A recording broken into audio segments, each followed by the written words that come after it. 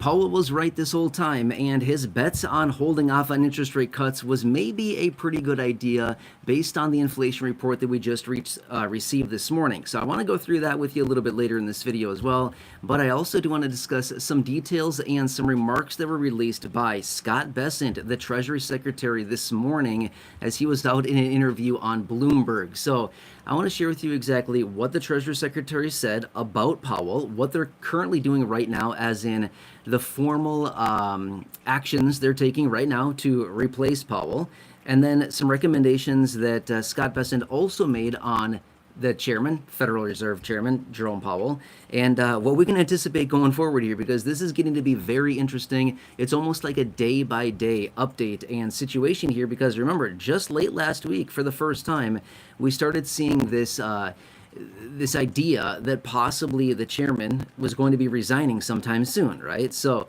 that's a pretty big deal.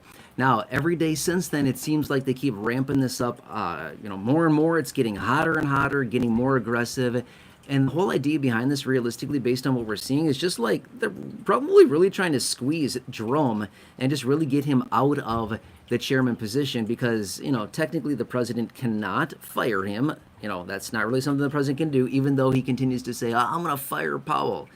He technically can't, but, maybe by putting all this pressure on him, he'll just throw in the towel one of these days and say, forget it. I just want to be out of here. I don't want to do this anymore, and just move on from that. So we'll see here. However, let's quickly talk about those remarks out of Scott Bessent, the Treasury Secretary, from this morning during his interview there on Bloomberg. And then we will also talk about the inflation report that came out this morning. Even though the headline number looks like, we're good, we're in the clear, we only saw a little bit of an uptick in inflation. There's a little bit more. When you dig into the report, it's actually looking really bad, honestly, when we get into the details. I'll clarify that more in just a second here. Okay, so first off, let's talk about those remarks out of the Treasury Secretary. So the Treasury Secretary this morning indicated that there's a formal process in place right now. They're formally going through the process right now to replace and make sure that Jerome is out of there and basically formally replacing him. So he indicated that there is this formal process they have to go through. Obviously, there's always a formal process for everything, right? But it sounds good that way.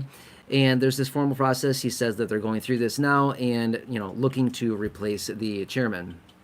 Now, what else is interesting, he also indicated and recommended that at the end of Powell's term, which is, well, actually it's January of 2028, but technically he is going to be the chairman basically until May 15th of next year, 2026. That's when he's chairman, but then he's also one of the Fed governors as well that remains on the board until January 2028. So another couple of years here, right, at this point.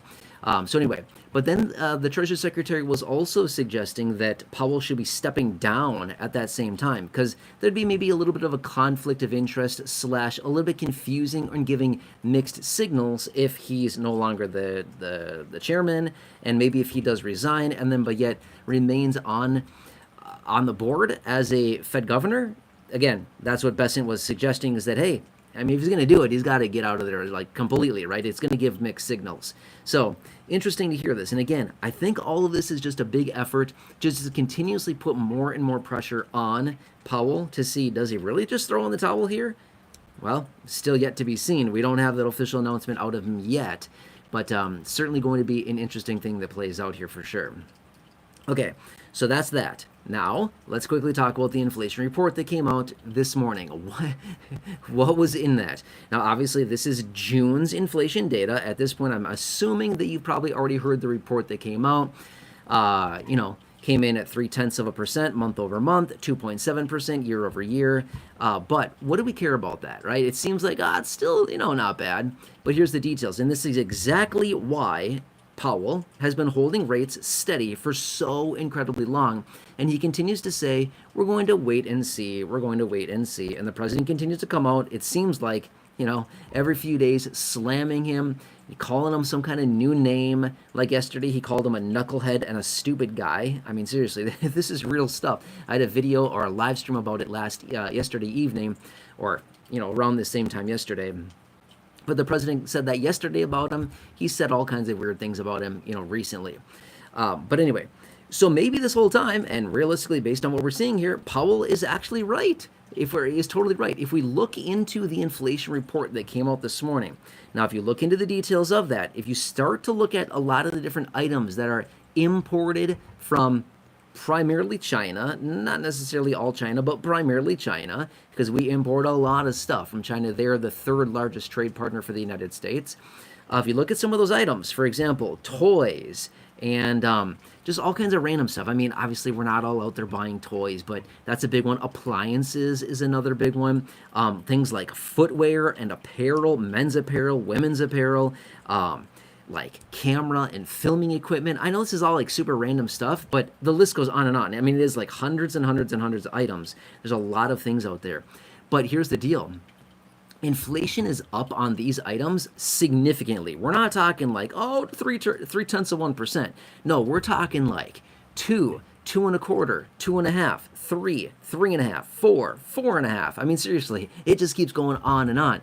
The inflation that we're seeing in some of these underlying items that are literally imported right out of China and some of these other Asian countries, we're seeing huge price spikes just on a month-over-month basis. It's nuts, right? So this is exactly what we were anticipating.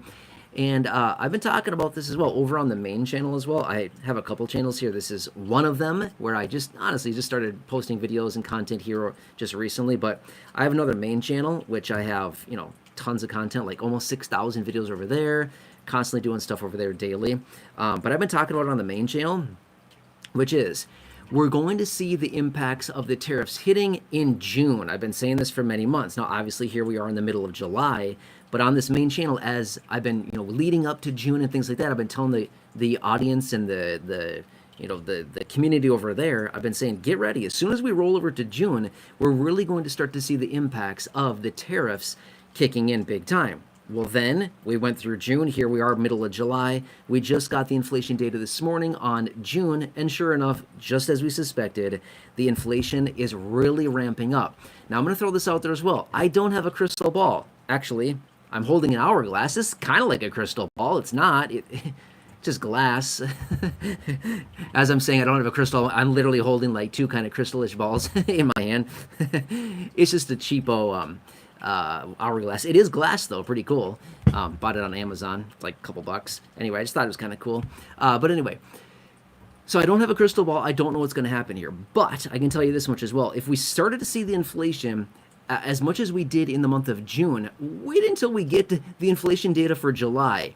If you thought it was big then, it's going to get even bigger, and especially once we get into August as well. Why?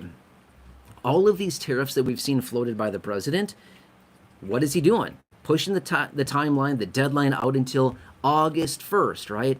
Unless he bluffs or he shows his hand again and pushes out for another 30 or 60 or 90-day delay or who knows what. But at this point, a lot of countries probably aren't negotiating because why would they, right? Hey, let's just not do anything and we'll get another 90-day reprieve, another 90-day delay. So hopefully the president sticks to his word here and actually keeps that August 1st to maybe get some of these countries to come in and start negotiating a little bit, because every time you push it out, you kind of lose a little bit of faith in that, right? You kind of lose a little bit of faith. So anyway, point being is that if those tariffs stick in place and they actually do go into effect as of August 1st, as we've heard so many times now, if that's the case, we're going to really see a ramp up of inflation again in August as well. But then it also makes me wonder, and we saw this back right after Liberation Day in early April, is that a lot of businesses were front-running the tariffs, right? They were coming in, ordering all kinds of different things, stocking up so that they could get ahead of these tariffs, right? So then we saw that hitting, and all of a sudden, here we are. We see the influx of, prices rising, things like that. So we may start to see that again now, leading up to August, when these tariffs may be impacting or being applied as well. So we'll see these next, what is today, the 15th? Yeah, the next like 2-ish weeks or so are going to be super interesting to see how this whole thing plays out, and if the president folds on this August 1st deadline. So a lot of different things here, but I'd encourage you, if you do want to, this is super interesting, just pull up the inflation report that was released by BLS this morning and just look through it, just scan through it a little bit, look at some of those items. There's a ton of items. that are actually imported from, again, mostly China and different Asian countries, and you'll see massive inflation there. It's nuts, right? So, yeah, that's 100% the effects of the tariffs that we're also seeing impacting these prices. So there's probably going to be a whole lot more of that. So this is certainly not over yet. It's probably not going to be this prolonged, prices rising for many, many months. It's most likely going to be a handful of months, 2, 3, 4, 5 months. I shouldn't say 2. It's not going to be 2. It's probably going to be like minimum of 3, maybe up to like 6-ish months worth of just price adjustments, and then things should probably level out. But it's going to be kind of nasty for the next several months here until we get all of these tariffs hammered out and the price adjustments coming in, the one-time price adjustments, right? How many times have we heard that over the last couple of years? It's just a one-time price adjustment. A one-time price adjustment today, right? A one-time price adjustment this week. They didn't tell us that there's going to be 4 this month, right? They don't tell us that part. Anyway, so I want to share this with you really quickly. Anyway, that's what I have for you today. Please have a nice day. If you want to check out the main channel, I have about 6,000 videos over there. Channel name is Blind to Billionaire. Nope, not a billionaire. Yep, I am blind. Can't see. Nope, not a billionaire. So, yep, that's all that. Anyway, feel free to check it out. Otherwise, again, if you are turning 65 or you are 65, hey, I have some free resources for you. If you want to get help with your Medicare, seriously, there's a phone number here on the channel. It'll be in the description of this video. Otherwise, it's on the, I think it's a profile picture. There's the phone number there. Anyway, call that phone number. They will help you 100% completely free with your Medicare if you're turning 65 or if you're retiring or you need that help. If you're turning 65 in the next 6 months, you got to call them right away. Otherwise, if you're already enrolled in Medicare, give them a call and they will help you find a better plan, get better coverages, save a ton of money, all the details like that. I talk about it, and the main channel has all kinds of information about it. All right, anyway, please have a nice day. Enjoy. Hope this helped you, and I'll catch you again later in the next one. See you later. All right, see ya. Okay, here we go. Yeah. Are you sure you want to stop? Cancel. All right.